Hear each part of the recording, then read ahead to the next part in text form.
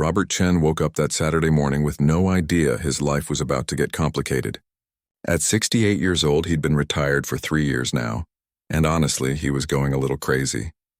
After spending 40 years designing parts for fighter jets and commercial aircraft, suddenly having nothing to do felt wrong. His wife kept telling him to relax, enjoy retirement, maybe take up golf. But golf wasn't going to cut it for a man who'd spent his career solving complex engineering problems. That morning, he saw an ad in the local paper for an estate sale about 40 miles outside of town. The ad mentioned tools, farm equipment, and various vehicles. Robert figured it was worth the drive. Maybe he'd find some interesting tools for his workshop. He had no idea what was waiting for him. The estate belonged to a man who'd passed away a few months earlier. The property was way out in the Nevada desert, the kind of place where your nearest neighbor was 5 miles away. As Robert pulled up the dusty driveway, he could see tables covered with household items, rusty farm tools, and a few old tractors that had seen better days. Nothing too exciting at first glance. He wandered around for about 20 minutes picking through boxes of old wrenches and measuring tools. The crowd was small, mostly locals looking for bargains. Then something caught his eye near the back of the property. Under a weathered green tarp, barely visible, he could see the outline of something big. Something with wheels. His curiosity got the better of him. Robert walked over and pulled back the corner of the tarp. What he saw made him stop breathing for a second. It was a military truck. Not just any military truck, but an old M35 cargo truck. The kind they called a deuce and a half because it could carry 2.5 tons. He'd seen these in old war documentaries and military museums. This one looked like it had been sitting in that exact spot for decades. The truck was covered in rust. The paint had mostly flaked off, revealing bare metal underneath that had turned orange and brown from years of exposure. The tires were flat and cracked. When Robert opened the driver's door, it creaked so loudly he thought it might fall off its hinges. The interior was gutted. The seats were gone, just bare springs and frames remained. The dashboard was there, but all the gauges were either missing or broken. Wiring hung down like dead vines. Most people would have seen a pile of junk, but Robert saw potential. He saw history. He saw a project that would give him purpose again. The auctioneer eventually made his way to the back of the property. He was a tired-looking man in his 50s who seemed like he'd rather be anywhere else. When he got to the truck, he barely gave it a second look. "All right, folks, here we got an old military truck," he announced without much enthusiasm. "Been sitting here since God knows when. Probably good for scrap metal. We'll start the bidding at $500. Silence. Nobody moved. The small crowd had followed the auctioneer, but most people were shaking their heads. One guy in overalls laughed and said, "You'd have to pay me to haul that thing away." 400, the auctioneer tried again. Still nothing. 300? "Come on, folks, there's got to be some metal value here at least." Robert raised his hand. 500. His wife would kill him, but he couldn't help himself. The auctioneer looked surprised to get any bid at all. 500 from the gentleman. "Do I hear 6? 600 anyone?" He scanned the crowd hopefully, but everyone was already walking away toward the next item. Going once, going twice. "Sold for $500. But Robert wasn't done. He walked up to the auctioneer. "I'll give you $2,800 for it." The auctioneer looked at him like he was crazy. "Sir, you want it for $500. Why would you pay more?" Robert shrugged. "Because I know what it's worth to me, and because I don't want to feel like I'm stealing from a dead man's estate. $2,800 is fair." The auctioneer didn't argue. They shook hands and Robert paid in cash. Along with the truck, he got a folder with some old paperwork. There was a title from Nevada, dated 1987, showing the previous owner had bought it from a place called Desert Surplus Sales. There was also a bill of sale marked Military Surplus, decommissioned 1985. Everything looked legitimate to Robert. The truck had been properly sold as surplus, then sold again, and now it was his. Getting it home was another challenge. The truck didn't run, obviously. Robert called a towing company and they sent out a flatbed big enough to handle it. The driver kept making jokes about Robert's new toy and asking if he knew what he was getting into. Robert just smiled. He knew exactly what he was getting into, or at least he thought he did. When the truck was finally sitting in his workshop, Robert spent an hour just walking around it, taking notes. The damage was extensive, but nothing he couldn't handle. The engine was seized up solid. The transmission was probably shot. Every electrical component would need to be replaced. The body had rust holes in several places. The fuel tank was full of old gummy gasoline that had turned to sludge. His wife came out to the workshop that evening. She stood there with her arms crossed, looking at the rusty hulk taking up half the space. "Robert, what is this?" she asked, though her tone suggested she already knew she wasn't going to like the answer. "It's a 1952 M35 cargo truck," he said proudly. "They used these in Korea, Vietnam, Desert Storm. This is a piece of history." "It's a piece of junk," she corrected him. "How much did you pay for this?" $2,800. She closed her eyes and took a deep breath. Okay, and what are you going to do with it?" "Restore it," Robert said simply. "Make it run again. Make it look like it did when it first rolled off the assembly line." She knew that tone. It was the same tone he'd used when he decided to build their deck, their gazebo, and that ridiculous treehouse their grandkids loved. Once Robert set his mind to something, there was no stopping him. "Just try not to spend our entire retirement savings on it, okay?" she said, then headed back to the house. Robert turned back to the truck. He ran his hand along the rusty hood, already planning his approach. First, he'd need to get the engine out and completely rebuild it. Then the transmission, new wiring harness, new tires, sandblast the body and repaint it, source the original parts where possible, fabricate what he couldn't find. This wasn't going to be a quick weekend project. This was going to take months, maybe even a year. But Robert had the time. He had the skills. And most importantly, he had the passion. He grabbed his notebook and started making a list of everything he'd need. Gaskets, bearings, seals, spark plugs, wiring, paint, primer, sandpaper, welding rods. The list went on for 3 pages. He estimated the parts alone would cost somewhere around $15,000, maybe more. But he didn't care about the money. This was about bringing something back from the dead. This was about taking something everyone else saw as worthless and proving them wrong. As the sun set over the Nevada desert, Robert sat on an old stool in his workshop, staring at his new project. He had no idea that in just a few weeks everything would change. He had no idea that this truck had a past, a complicated history that was about to come back and haunt him. He had no idea that the government was eventually going to show up at his door. All he knew was that he had a purpose again. And for the first time in 3 years, retirement didn't feel so empty anymore. The next morning, Robert was in his workshop before sunrise. He'd always been an early riser, a habit from 40 years of starting work at 6 in the morning. His wife was still asleep when he grabbed his coffee and headed out. The first step was getting that engine out. The M35 had an inline 6-cylinder engine, a beast of a motor that was known for being nearly indestructible. Nearly. This one had been sitting so long that rust had fused everything together. Robert spent the entire first day just disconnecting hoses, unbolting engine mounts, and rigging up a chain hoist strong enough to lift the engine block. When the engine finally came free, it weighed about 800 pounds. Robert carefully lowered it onto a sturdy workbench he'd built specifically for this project. The thing was covered in oil, grease, and rust. He spent another full day just cleaning it, scrubbing away decades of grime until he could actually see what he was working with. The news wasn't great. The cylinder walls were badly scored. 2 of the pistons were seized solid. The crankshaft looked okay, but the bearings were shot.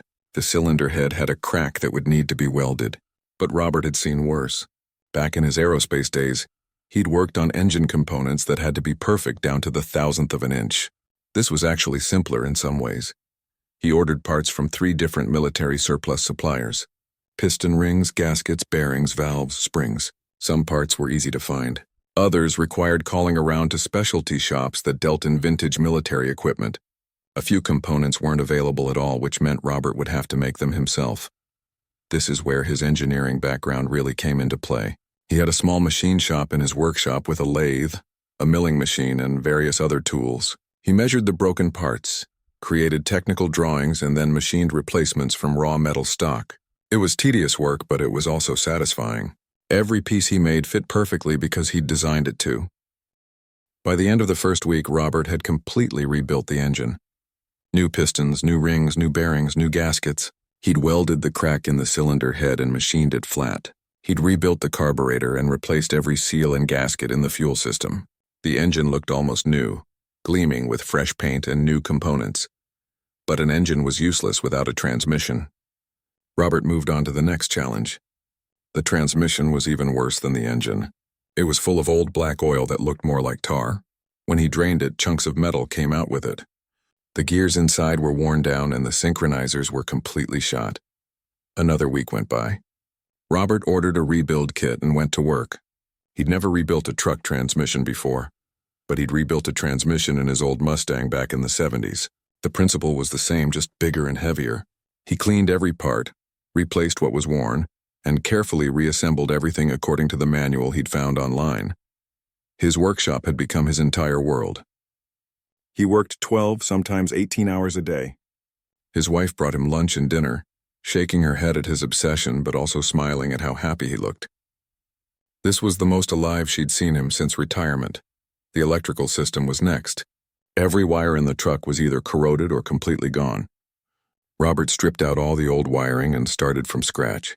He created a new wiring harness running fresh wires to every component. Headlights, taillights, turn signals, instruments, starter, alternator. It took 3 days just to route all the wires properly. He tested each circuit with a multimeter, making sure everything was connected correctly. The last thing he wanted was an electrical fire because of a crossed wire. When he finally connected the battery and flipped the master switch, half the gauges actually lit up. It felt like a small miracle. The bodywork was brutal. Robert had to cut out several sections where the rust had eaten completely through the metal. He bought sheet metal and carefully welded in patches, grinding them smooth until you couldn't tell where the repair was. It was hot, dirty work. Sparks flew everywhere, and by the end of each day he was covered in metal dust and sweat. After the welding came sandblasting. Robert rented a sandblasting cabinet and spent days stripping every inch of paint and rust from the body panels. The compressor in his workshop ran for hours at a time, and the noise was incredible. He wore a respirator and thick gloves, watching as decades of decay were blasted away to reveal clean metal underneath. Then came the painting. Robert didn't just want to slap some paint on and call it done. He wanted this truck to look authentic, like it had just come from the military. He researched the exact shade of Army green used in 1952. He ordered proper military-grade primer and paint from a specialty supplier. He built a makeshift spray booth in his workshop using plastic sheeting and a ventilation fan. The primer went on first. Several coats, each one sanded smooth before the next. Then the green paint applied in thin, even coats. Robert worked slowly and carefully, making sure there were no drips or runs. The result was stunning. The truck looked better than new. By the end of the second week, Robert was getting close. The engine was back in the truck, bolted to the rebuilt transmission. The new wiring harness was installed. The body was painted and looking sharp. He'd even found replacement seats from a military surplus dealer in Texas, but there were still 1,000 small details.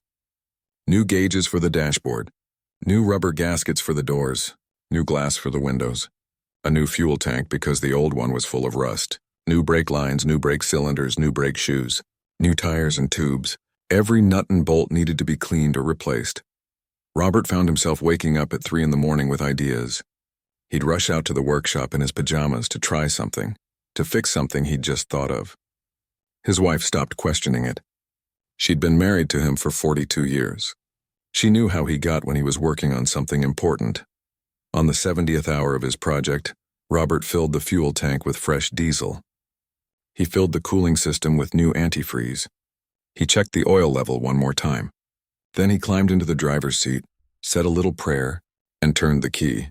The starter motor cranked. Once, twice, 3 times. Nothing. Robert got out, checked the fuel lines, checked the electrical connections. Everything looked good. He got back in and tried again. This time, on the second crank, the engine coughed. Black smoke poured from the exhaust. The engine coughed again, then caught.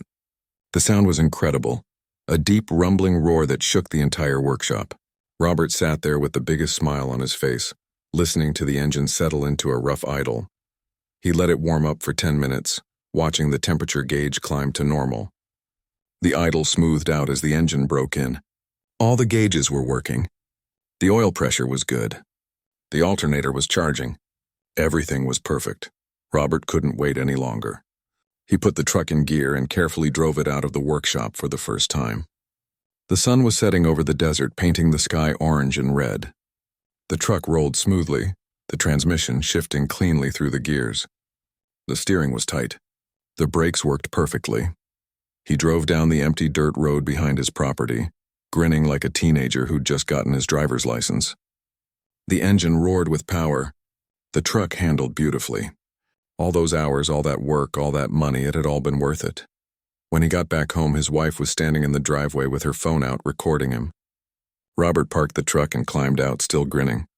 72 hours, he said. From a pile of rust to this. Not bad for an old guy, right? She walked around the truck, genuinely impressed. I have to admit, Robert, this is incredible. It looks brand new. That evening, Robert couldn't help himself. He was so proud of what he'd accomplished that he wanted to share it with people who would appreciate it. He found a forum online for military vehicle enthusiasts and created an account. He uploaded a dozen photos of the truck, showing the before and after. He wrote a detailed post about the restoration, listing all the work he'd done. The response was immediate. Within an hour, he had 50 comments from people congratulating him, asking questions about the process, praising the quality of the work. Someone asked for the truck's serial number because they were documenting all surviving M35 trucks. Robert walked out to the workshop with a flashlight and found the data plate on the dashboard. He copied down the numbers and posted them in the thread. He went to bed that night feeling proud and accomplished. He had no idea what he'd just done. He had no idea that posting those serial numbers would set off a chain of events he couldn't stop. He had no idea that someone in a government office would see that post and make a phone call. All he knew was that he'd brought a piece of history back to life, and for now that was enough. Monday morning started like any other. Robert was out in his workshop by 7, fine-tuning the carburetor on his newly restored truck. The engine was running smoothly, but he wanted it to be perfect. He'd always been a perfectionist, and retirement hadn't changed that about him. Around 9:30, he heard vehicles coming up his driveway. That was unusual. They lived far enough out that unexpected visitors were rare. He walked to the workshop door and looked out, then felt his stomach drop. 3 vehicles were pulling up to his house. 2 black SUVs with government plates and what looked like a military police vehicle. Robert's first thought was that something had happened to one of his kids. But then 6 men in dark suits got out of the SUVs, along with 2 military police officers in uniform. His wife came out of the house looking confused and worried. One of the men in suits walked up to her, showed some identification, and said something Robert couldn't hear from where he was standing. She pointed toward the workshop. All 8 of them started walking his direction. Robert's heart was pounding now. He had no idea what this was about, but nothing good ever came from government agents showing up at your door unannounced. The man in front, tall and serious-looking, maybe in his 40s, reached the workshop first. "Robert Chen?" he asked, though it was clear he already knew the answer. "That's me," Robert said, trying to keep his voice steady. "What's this about?" The man pulled out a badge. "I'm Special Agent Morrison with the Defense Department's Property Disposal Division. These are my colleagues and officers from the military police. We need to talk to you about a vehicle you recently acquired." Robert felt a wave of relief. So this wasn't about his family. But then confusion set in. "A vehicle?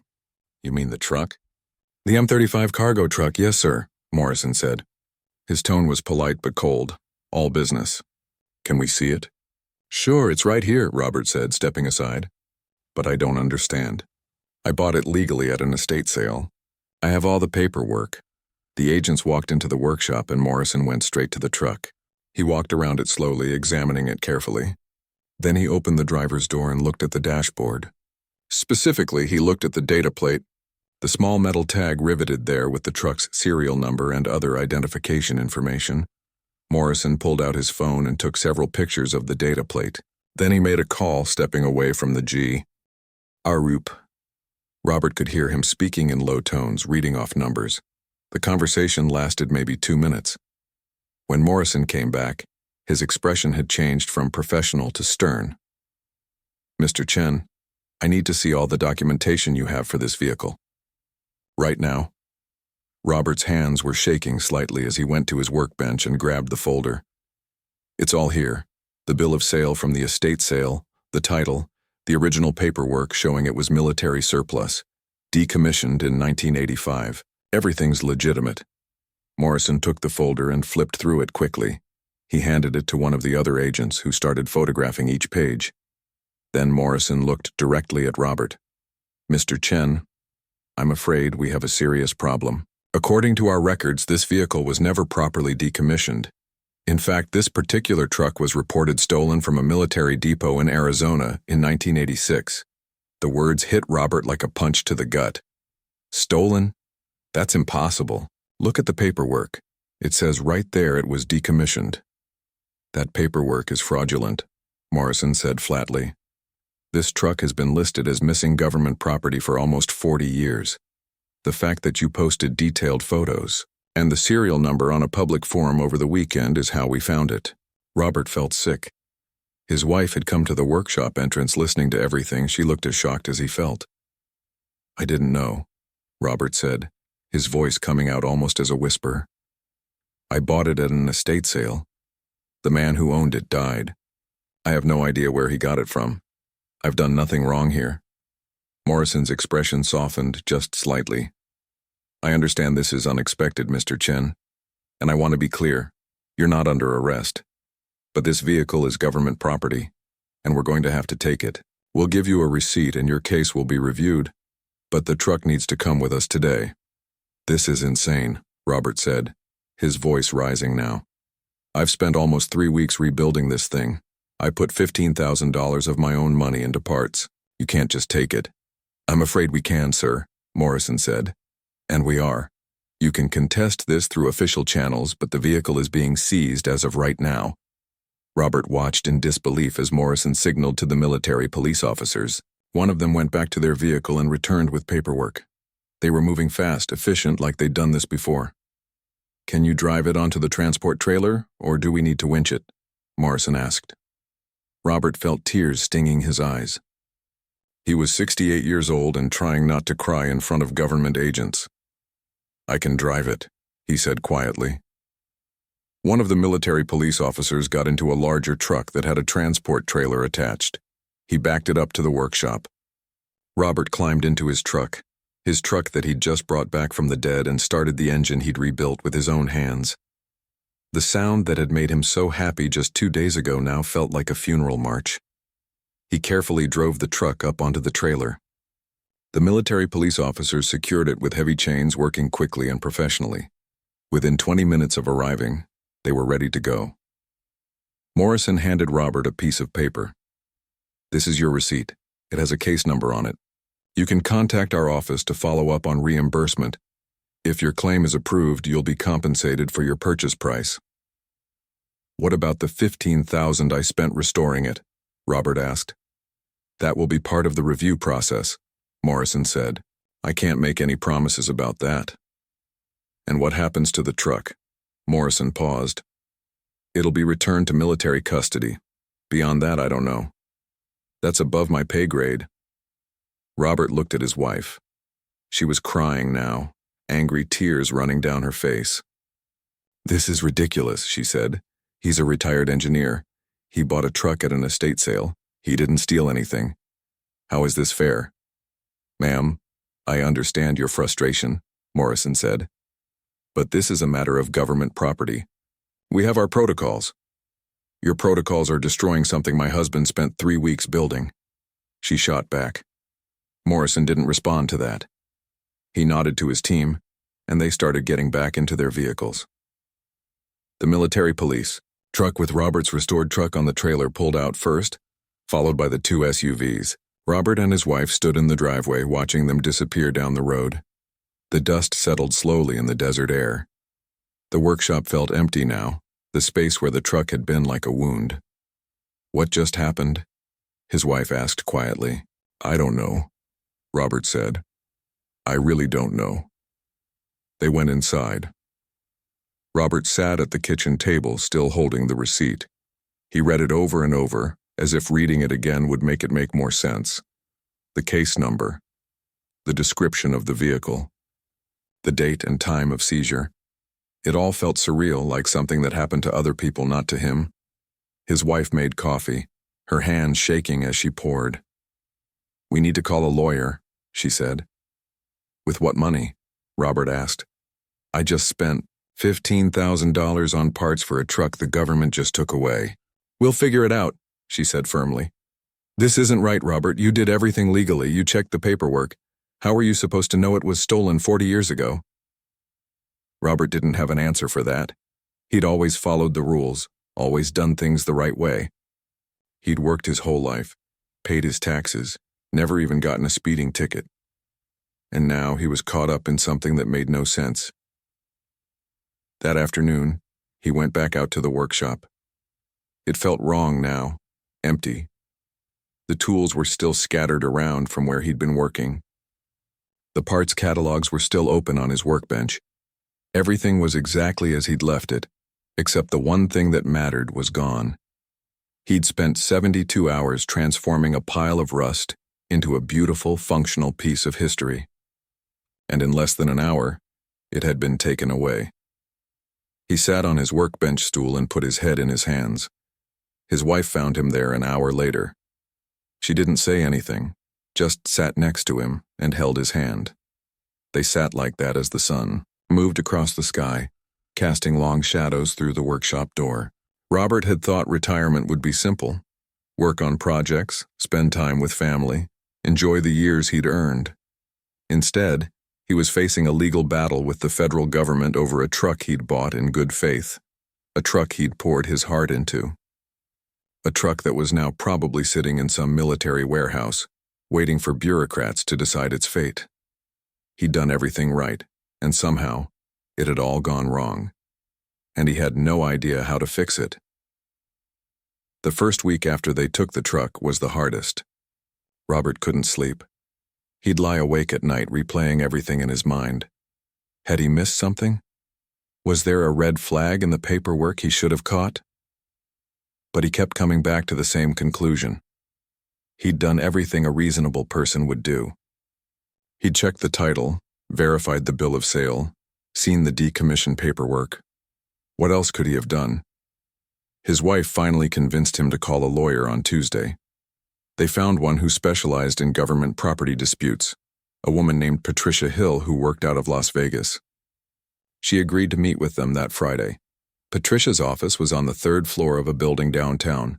She was in her 50s, dressed professionally, with the kind of direct manner that suggested she didn't waste time. Robert laid out everything on her desk. The estate sale ad, his bill of sale, the title, the photos of the truck, the receipt from when they seized it. She spent 20 minutes going through everything, taking notes, asking questions. Finally, she sat back and looked at them both. "Okay, here's the situation," she said. "Legally, the government has the right to reclaim stolen property regardless of who currently possesses it. Even if you bought it in good faith, which I believe you did, they can still take it back." Robert felt his heart sink. "So we have no case?" "I didn't say that," Patricia corrected. "What you do have is a claim for compensation.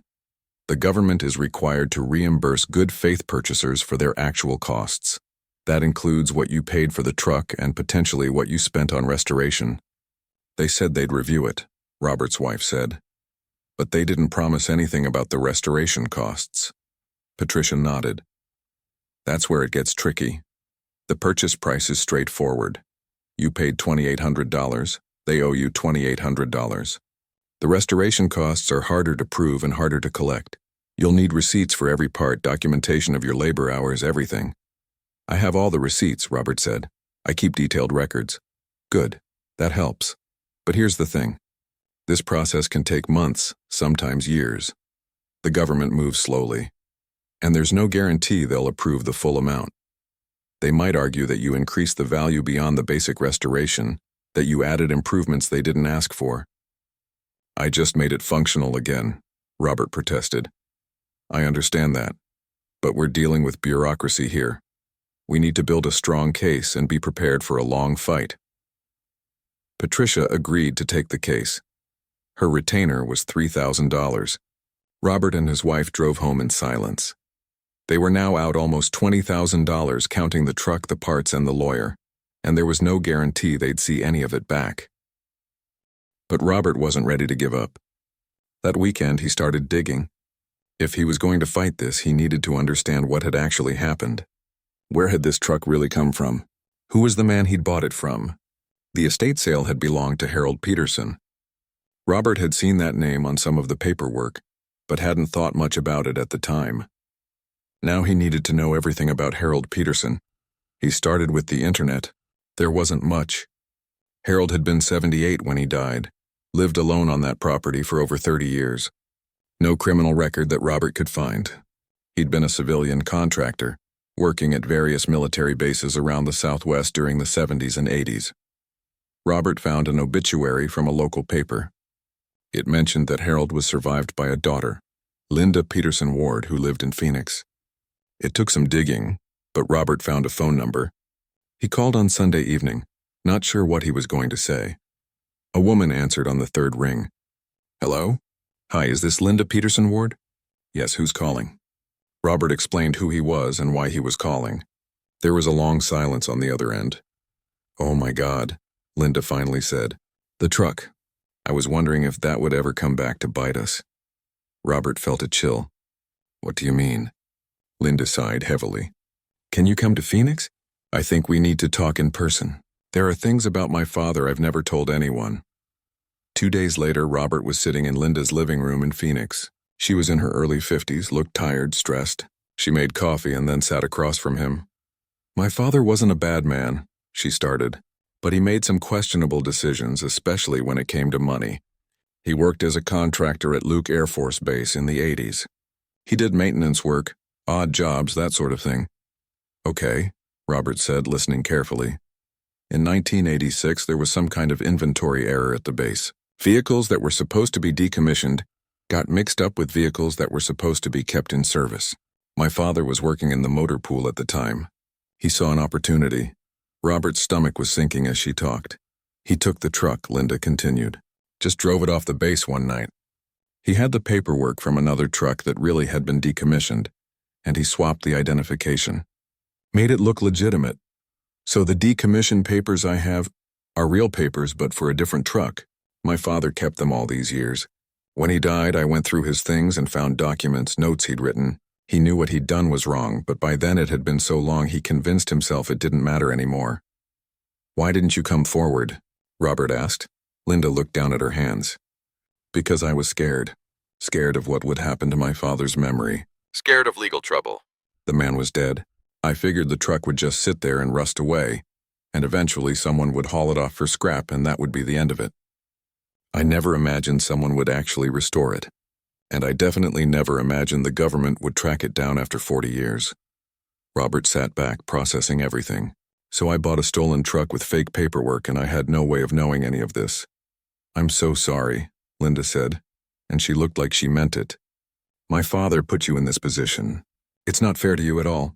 They talked for another hour. Linda agreed to write a statement explaining everything, to provide any documents she had, to help Robert's case however she could.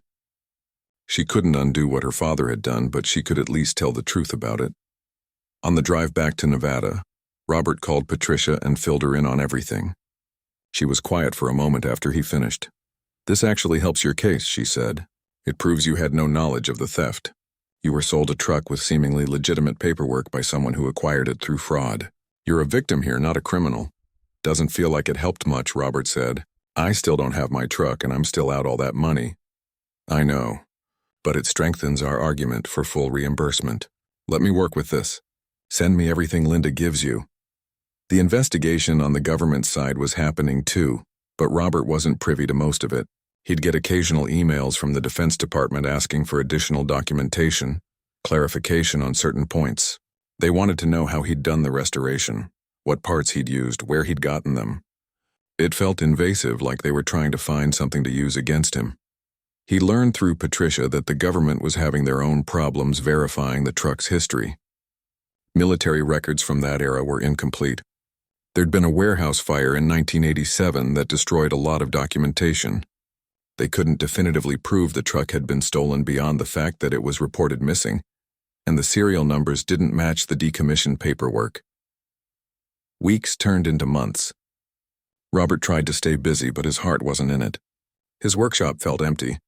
He'd start projects and abandon them. Nothing held his interest the way the truck had. His wife was worried about him. She'd catch him just sitting in the workshop staring at the empty space where the truck had been. "You need to let it go," she told him one evening. Even if we win, even if they pay us back, you're never getting that truck back. You need to accept that and move on. I know, he said, but knowing it and accepting it were two different things. He kept checking the military vehicle forum where he'd posted the photos. People were following the story, offering support, sharing their own horror stories about government seizures. Someone started a petition calling for the government to return the truck or at least properly compensate Robert. It got 15,000 signatures. It didn't change anything, but it made Robert feel less alone. In the third month, Patricia called with an update. The Defense Department had completed their investigation. They'd concluded that Robert was a good faith. Patricia filed a formal counteroffer the next day. Robert was asking for $2,800 for the purchase price, $15,000 for documented restoration costs, $5,000 for the 3 weeks of labor at a reasonable hourly rate, and $10,000 for distress and inconvenience. Total, $38,800. The Defense Department responded 3 weeks later. They rejected it outright. Their position was firm. Purchase price plus a goodwill payment. Take it or leave it. They're calling our bluff, Patricia told Robert over the phone.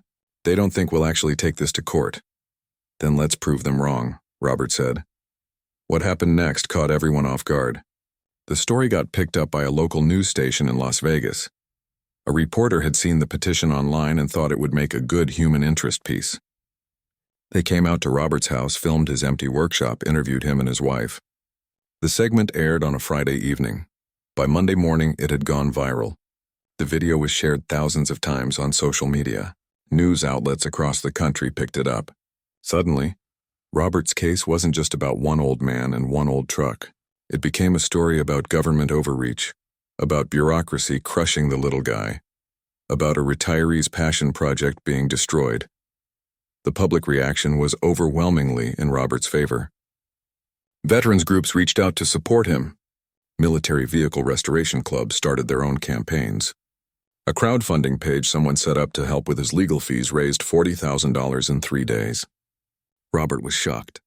He tried to shut it down, saying he didn't want charity, but the organizer convinced him to accept it. People wanted to help. The attention put pressure on the Defense Department. Suddenly, they weren't just dealing with one persistent lawyer. They were dealing with bad publicity, angry veterans, and congressional offices getting flooded with constituent complaints. 2 weeks after the story went national, Patricia got a call from a different government lawyer, someone higher up the chain. They wanted to meet in person to discuss a resolution. Robert and Patricia flew to Washington, D.C. The meeting was in a conference room in a gray government building. On the other side of the table were 3 people from the Defense Department's legal office and a representative from the Property Disposal Division. They were polite, professional, and clearly wanted this to go away. The new offer was better. $2,800 for purchase, $15,000 for restoration costs with Robert's receipts, $5,000 for labor, and $5,000 for cooperation and inconvenience. $23,800 total. It's still not enough, Robert said. I spent $18,000 on parts alone. I have the receipts. $5,000 for 3 weeks of skilled labor is insulting. I was an aerospace engineer. My time is worth more than that. The government lawyers exchanged glances. The senior one, a man in his 60s with gray hair, spoke up. Mr. Chen, I want to be frank with you. We understand your frustration. We acknowledge that you acted in good faith. But there are limits to what we can authorize. The vehicle is government property. It was stolen. These are facts we can't change. I understand that, Robert said. But I'm the victim here too. I didn't steal anything. I bought something I thought was legitimate. I invested my time and money into it. And you took it away. We had to, the man said. It's our legal obligation to recover stolen government property. Then it's your moral obligation to make me whole, Robert countered. The negotiations went on for 2 hours. Eventually, they reached a compromise. $2,800 for purchase. $18,000 for restoration costs, the full amount Robert had spent. $7,500 for labor at a fair hourly rate. $5,000 for his cooperation. Total, $59,300. It was more than Robert had spent, which was important. It acknowledged that his time had value, that what he'd done had merit. It wasn't perfect, but it was fair. There's one more thing, the senior lawyer said. We'd like to offer you an opportunity. We have several M35 trucks in our surplus program right now. If you're interested, we can arrange for you to purchase one through official channels at a reduced price." As a gesture of goodwill, Robert looked at Patricia. She nodded slightly. "How much?" Robert asked. $2,500. "And this one will be legitimately decommissioned, I promise you that. All the paperwork will be proper." Robert thought about it. Part of him wanted to walk away from military trucks forever. But another part of him, the part that had loved bringing that old truck back to life, was tempted. "I'll think about it," he said. They signed the settlement agreement that afternoon. Within 2 weeks, the money was deposited into Robert's account. He paid Patricia her fees, returned the crowdfunding money to everyone who'd contributed, and was left with about $25,000 after everything was settled. Not a profit exactly, but not a loss either. The emotional cost was harder to calculate. Robert had learned a hard lesson about trust, about the complexity of buying used military equipment, about how easily you could get caught up in something beyond your control. But he'd also learned that sometimes fighting back was worth it, that standing up for yourself mattered, even when it seemed impossible. 3 weeks after the settlement, Robert accepted the government's offer. He bought one of their surplus trucks, a 1954 M35 in slightly better condition than the first one had been. This time, he had 3 different people verify the paperwork before he paid a dime. This time, he checked the serial numbers against multiple databases. This time, he wasn't taking any chances. The restoration took him 2 months this time. He worked slower, enjoyed the process more, didn't push himself so hard.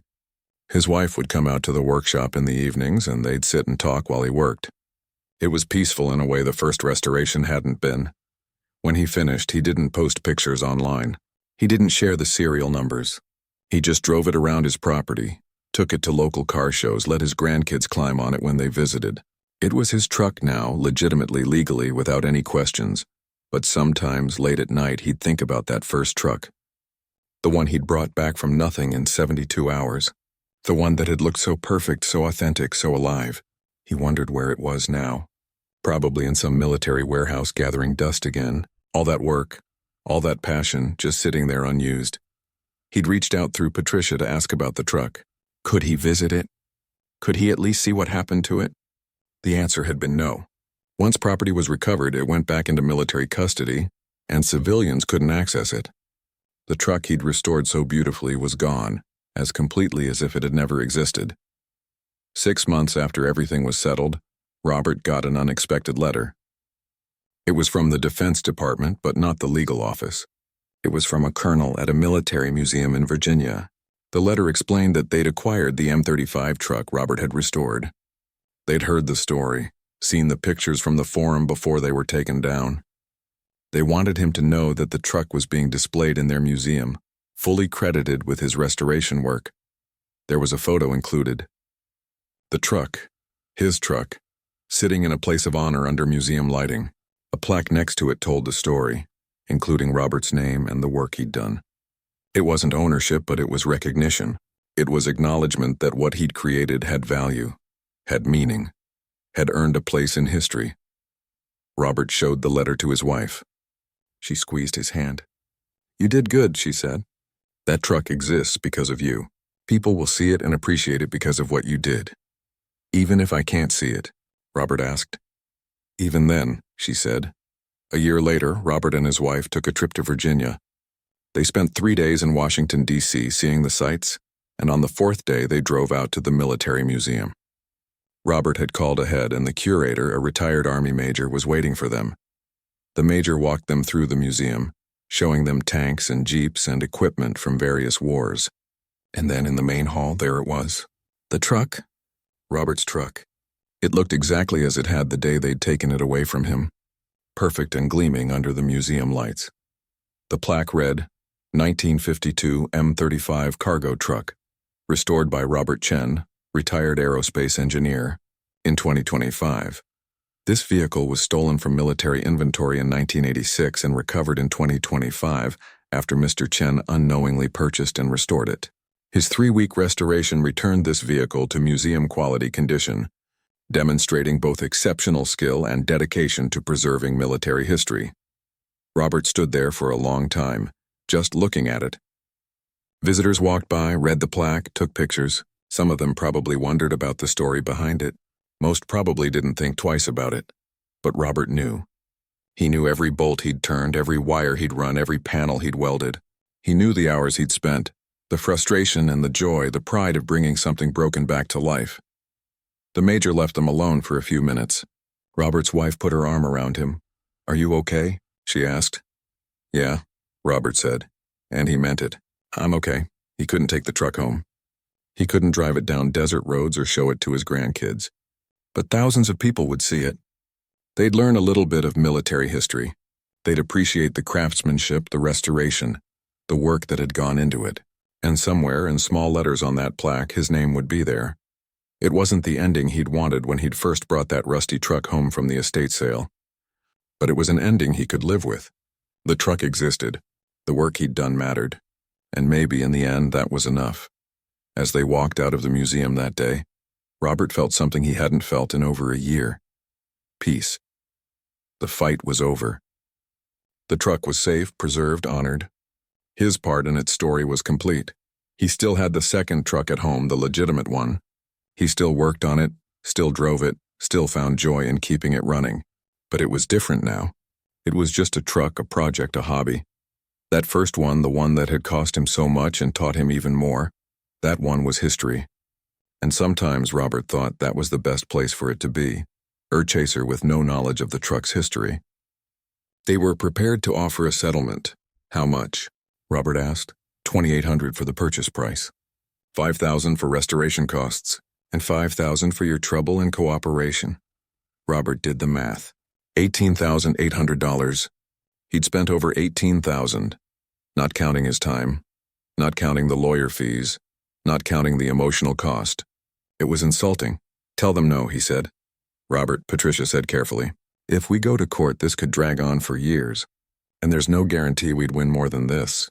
"I don't care," Robert said. "They took something I built. They took 3 weeks of my life. They took my pride. $18,000 doesn't cover that." Patricia sighed. "I'll tell them we're countering. But think about this carefully. Sometimes taking the win you can get is better than fighting for the win you deserve." Robert hung up and looked at his wife. She'd been listening to his side of the conversation. "What do you think?" he asked. She thought about it for a long moment. "I think you need to decide what you're really fighting for. Is it the money? Or is it the principle?" "The principle," Robert said without hesitation. "Then fight," she said. "But be prepared for what that might cost us." Robert nodded. He was tired of being pushed around, tired of being treated like he'd done something wrong when he'd done everything right. If they wanted a fight, he'd give them one.